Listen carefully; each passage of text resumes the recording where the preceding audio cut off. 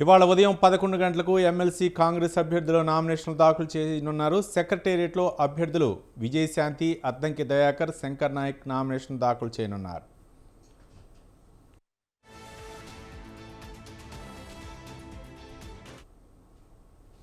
MLA కోట MLC ఎన్నికలో Congress party తన అభ్యర్థుల్ని ఖరారు చేసింది. అద్దంకి దయాకర్, శంకర్ నాయక్, విజయశాంతికి అవకాశం ఇచ్చింది.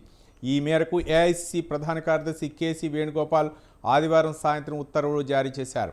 మొత్తం 5 ఎమ్మెల్సీ స్థానాలకు ఎన్నికలు జరగనుండగా ఇందులో 4 అధికార పార్టీ కాంగ్రెస్కు వచ్చే అవకాశం ఉంది. పొత్తు ధర్మలో భాగంగా ఒక సీటును మిత్రపక్షం సిపిఐకి కేటాయించింది.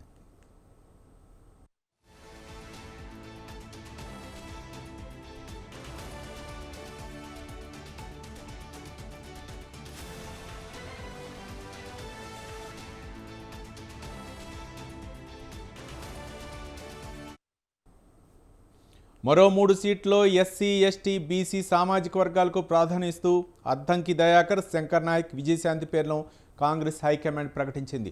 దీంతో కొన్ని రోజులుగా పీసీసీలో సాగుతున్న ఉత్కంఠకు తెరపడినట్లయింది.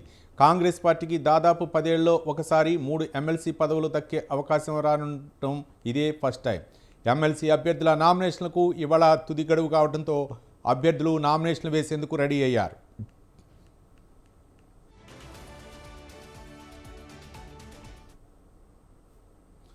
ఈ ముగ్గురు అభ్యర్థులు నామినేషన్ వేసేందుకు ఏర్పాట్లు చేసుకుంటున్నారు. ఈ ముగ్గురితో పాటు సిపిఐ అభ్యర్థి 4 కలిసి నామినేషన్లు వేస్తారని పిసిసి చీఫ్ మహేష్ కుమార్ గౌడ్ చెప్పారు. ఎమ్మెల్సీ అభ్యర్థులకు ఆయన శుభాకాంక్షలు తెలియజేశారు. కాంగ్రెస్ హైకమాండ్ అన్ని కోణాల్లో ఆలోచించే అభ్యర్థులను ఎంపిక చేసిందని, అందులో భాగంగానే ఎస్సీ, ఎస్టీ, బీసీలకు పెద్దపీట వేసిందన్నారు మహేష్ కుమార్ గౌడ్. మొత్తానికి కాంగ్రెస్ పార్టీ అభ్యర్థులను అయితే ఎమ్మెల్సీ అభ్యర్థుల్ని ఖరారు చేసింది. ఎస్సీ, ఎస్టీ, బీసీలకు పెద్దపీట వేసినట్లు పార్టీ వర్గాలు అయితే వెల్లడిస్తున్నాయి. మొత్తానికి కాంగ్రెస్ పార్టీకి సంబంధించినటువంటి అభ్యర్థుల్ని తెరపైకి తీసుకొచ్చింది. ఈరోజు నామినేషన్ వేసే అవకాశం ఉన్నట్లు, మరోపక్క సిపిఐ అభ్యర్థి కూడా పొత్తులో భాగంగా మిత్రపక్షానికి కూడా ఒక సీటు కేటాయించారు కాబట్టి ఈరోజు ఆయన నామినేషన్ వేసే అవకాశం ఉన్నట్టు తెలిసింది. దీనిపై పూర్తి సమాచారం మా కరస్పాండెంట్ రాజు ఫోన్ లైన్లో అందించడానికి సిద్ధంగా ఉన్నారు. రాజు. రైట్ రవి, ఇవాళ ఉదయం 11 గంటలకు అసెంబ్లీ సెక్రటేరియట్ లో అటు కాంగ్రెస్ పార్టీకి చెందినటువంటి 3 ఎమ్మెల్సీ క్యాండిడేట్లు విజయశాంతి, శంకర్ నాయక్, అద్దంకి దయాకర్ ముగ్గురు నామినేషన్ వేస్తారు. ఈ కార్యక్రమానికి డిప్యూటీ సీఎం బట్టి విక్రమార్క హాజరవుతారు. అంతేకాకుండా కాంగ్రెస్ పార్టీతో పొత్తు ధర్మం పాటించినటువంటి పొత్తు ధర్మంలో భాగంగా సిపిఐకి ఒక ఎమ్మెల్సీ స్థానాన్ని కేటాయిస్తూ ఏఐసిసి నిర్ణయం తీసుకుంది. అందులో భాగంగా నిన్న అర్ధరాత్రి వరకు సిపిఐ రాష్ట్ర కార్యవర్గ సమావేశం జరిగింది. సుదీర్ఘంగా నేతల పేర్లు ప్రతిపాదనకు వచ్చాయి. ఇందులో చాడ వెంకటరెడ్డి, అలాగే తక్కిలపల్లి శ్రీనివాసరావు, వీరితో పాటుగానే నల్గొండకు చెందినటువంటి నల్గొండ సిపిఐ రాష్ట్ర జిల్లా కార్యదర్శిగా ఉన్నటువంటి నెల్లికంటి సత్యం పేరు కూడా పరిశీలనకు వచ్చింది. అయితే మునుగోడు ఎన్నికల సమయంలో ఆయన టికెట్ వదులుకున్నారు. సిపిఐ అభ్యర్థిగా ఆయనని ప్రకటించినప్పటికీ ఆ కాంగ్రెస్ తో పొత్తు కుదరడంతో మళ్ళా పోటీని విరమించుకున్నటువంటి పరిస్థితి అయితే ఉంది. ఈ నేపథ్యంలో అటు బీసీ సామాజిక వర్గానికి పెద్దపీట వేయాలి, పార్టీలో మరింత పార్టీ బలోపేతానికి బీసీలు మరింత ఉపయోగపడతారనేటటువంటి భావనలో సిపిఐ రాష్ట్ర నాయకత్వం ఉంది. కాబట్టి నెల్లికంటి సత్యం ఆయన బీసీ సామాజిక వర్గానికి చెందిన వ్యక్తి, బీసీ యాదవ సామాజిక వర్గానికి చెందినటువంటి వ్యక్తి. ఆయన పోస్ట్ గ్రాడ్యుయేట్ పొలిటికల్ సైన్స్ చేశారు. అంతేకాకుండా సిపిఐ విద్యార్థి విభాగం నుంచి అంచెలంచెలుగా ఎదుగుతూ పార్టీ బలోపేతానికి కృషి చేసినటువంటి నాయకుడు. నెల్లికంటి సత్యాన్ని అభ్యర్థిత్వాన్ని ఎమ్మెల్సీ అభ్యర్థిత్వాన్ని ఖరారు చేస్తూ రాష్ట్ర సిపిఐ కార్యవర్గ సమావేశం నిర్ణయం తీసుకుంది. ఆ తర్వాత ప్రకటన కూడా చేసింది. ఇవాళ 10:30 తర్వాత ఆయన నామినేషన్ వేయనున్నారు. అసెంబ్లీ సెక్రటేరియట్ కార్యాలయంలో సిపిఐ సీనియర్ నేతలు, అలాగే రాష్ట్ర కార్యదర్శి ఎమ్మెల్యే కూనంనేని సాంబశివరావుతో పాటు కె నారాయణ, పల్లా వెంకటరెడ్డి, చాడ వెంకటరెడ్డితో పాటు మరికొంతమంది కీలక నేతలు కూడా ఈ యొక్క నామినేషన్ కార్యక్రమంలో పార్టిసిపేట్ చేస్తారు.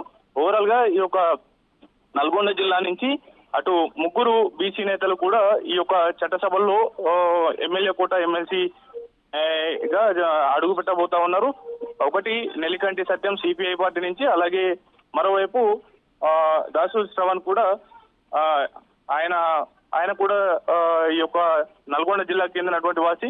ప్రధానంగా ఈ యొక్క ఆ, సామాజిక వర్గాలను దృష్టిలో పెట్టుకుని కాంగ్రెస్ పార్టీ కూడా ఎస్సీ ఎస్టీ బీసీలకు అవకాశం కల్పించింది. అయితే కొంత మైనార్టీ వర్గానికి సంబంధించినటువంటి నేతలు అసంతృప్తి వ్యక్తం చేస్తున్నారు. కాంగ్రెస్ పార్టీలో ఉన్నటువంటి ఫిరోజ్ ఖాన్ వర్గం కావచ్చు, వారితో పాటు గానీ అధికార ప్రతినిధిగా ఉన్నటువంటి నిజాముద్దీన్ కూడా నిన్న గాంధీ భవన్ ఎదుట కొంత నిరసన వ్యక్తం చేసినటువంటి పరిస్థితి అయితే ఉంది రవి. రైట్ రాజు, అంటే మొత్తానికి తర్జన భర్జనల మధ్య కాంగ్రెస్ పార్టీ అయితే అభ్యర్థులను ప్రకటించింది.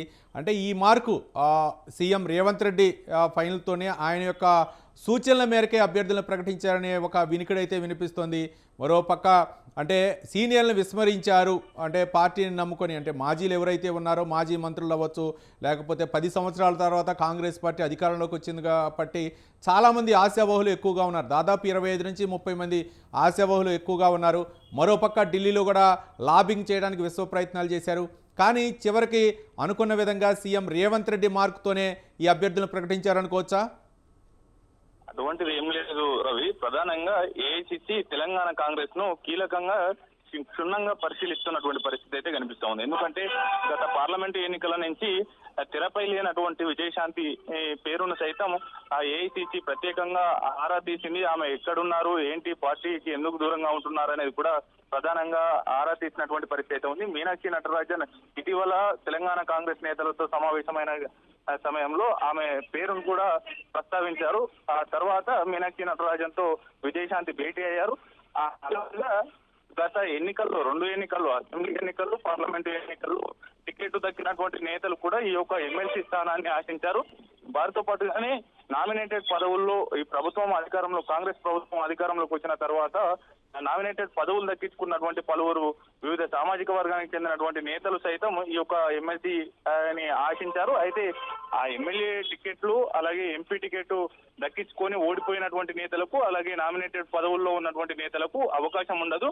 అలాగే ఇప్పటి వరకు అవకాశం దక్కనటువంటి నేతలు ఎవరైతే ఉన్నారో వారికి పదవులు కట్టబెడతామనేది కూడా పార్టీ ఈ యొక్క నిర్ణయానికి వచ్చి ఈ యొక్క నిర్ణయం తీసుకుంది. అలాగే అద్దంకి దయాకర్ 2014 నుంచి పార్టీకి లాయలిస్టులుగా ఉంటూ పార్టీని ఎవరైనా కారణాలు చేస్తే గనక దాన్ని డిఫెండ్ చేసేటటువంటి కీలక నేతగా ఎదిగారు. దాదాపు 10 ఏళ్ల పాటు ప్రతిపక్షంలో ఉంటూ తన గలం వినిపించారు. కాంగ్రెస్ పార్టీ స్వరం అయ్యి ఆయన గలం వినిపించినటువంటి పరిస్థితి ఉంది. ఆయనకు లాస్ట్ అసెంబ్లీ ఎన్నికల్లో కూడా తుంగతుర్తి టికెట్ ఆశించారు, దక్కలేదు. ఆ తర్వాత వరంగల్ పార్లమెంట్ టికెట్ ఆశించారు, అది దక్కలేదు. దాంతో పాటుగానే ఆయనకు గవర్నర్ కోటాలో కూడా ఎమ్మెల్సీ పదవి దక్కుతుందని ఆశించినప్పటికీ సామాజిక సమీకరణాలు కుదరక చివరి నిమిషంలో చేజారినటువంటి పరిస్థితి ఉంది. ఎటకేలకు ఎమ్మెల్యే కోట ఎమ్మెల్సీ పదవి ఆయన వరించింది.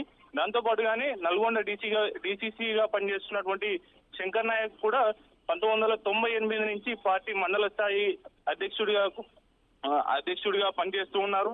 ఆయన జెడ్పీటీసీగా 2 సార్లు పనిచేశారు. ఆ తర్వాత వివిధ పార్టీ పదవుల్లో కూడా పనిచేస్తూ వచ్చారు. పార్టీకి సుదీర్ఘంగా సేవ చేసినటువంటి నేతలను, అలాగే ఎన్నికల ముందు బీజేపీ నుంచి కాంగ్రెస్ పార్టీలో చేరి ఆ ఎన్నికల ప్రచారంలో కూడా కీలకంగా పార్టిసిపేట్ చేసినటువంటి విజయశాంతికి కూడా అవకాశం ఇచ్చారు. ఓవరాల్ గా బీసీ, ఎస్సీ, ఎస్టీ సామాజిక వర్గాలకు పార్టీ ప్రాధాన్యత కల్పించింది. ఓవరాల్ గా వారు చేసినటువంటి సేవ, కాంగ్రెస్ పార్టీ అధిష్టానం విజయశాంతికి ఇచ్చినటువంటి హామీని కూడా ఈ యొక్క ఎమ్మెల్సీ పదవి ఇస్తూ ఆ మాటను నిలబెట్టుకున్నటువంటి పరిస్థితి కనిపిస్తా ఉంది Ravi. Right, thank you Raju.